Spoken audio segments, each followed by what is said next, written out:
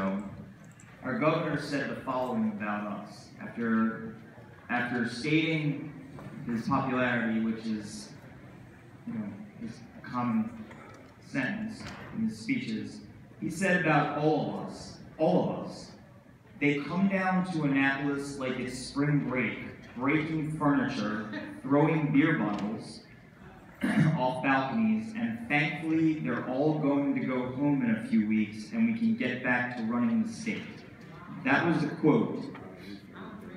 On the Judicial Proceedings Committee over the last 2.5 weeks, we have heard bills about rapists, sex offenders. Yesterday we listened to bills related to the case in Baltimore City where the individual got off because he kept using the defense of consent. And we had a woman who came in who was raped by that individual.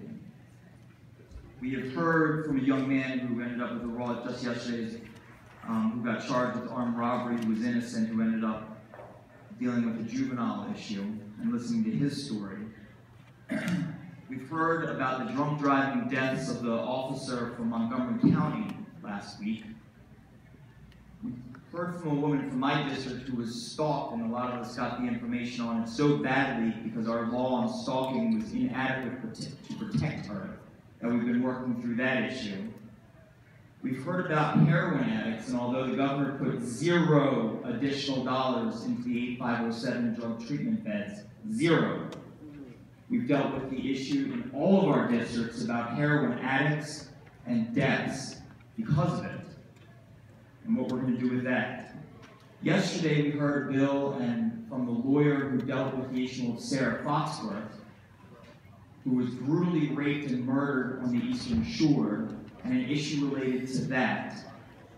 We are dealing with expungement of records and end-of-life issues and issues dealing with the Baltimore City riots and privacy rights and domestic violence and on and on. I don't recall that being my spring break from college.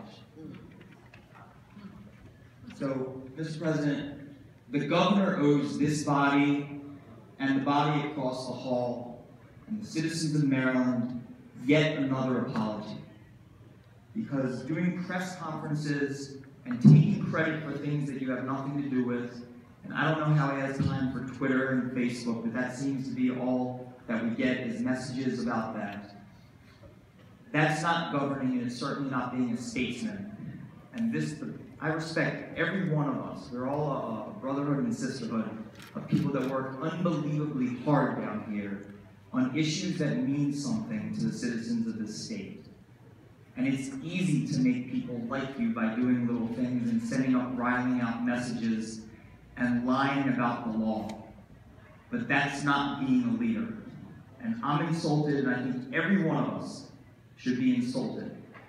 And quite frankly, if the governor doesn't know what we do down here, then he should come down and sit and watch for a little while.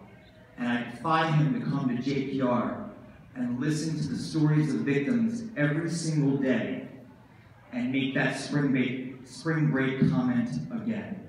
Thank you, Mr. President.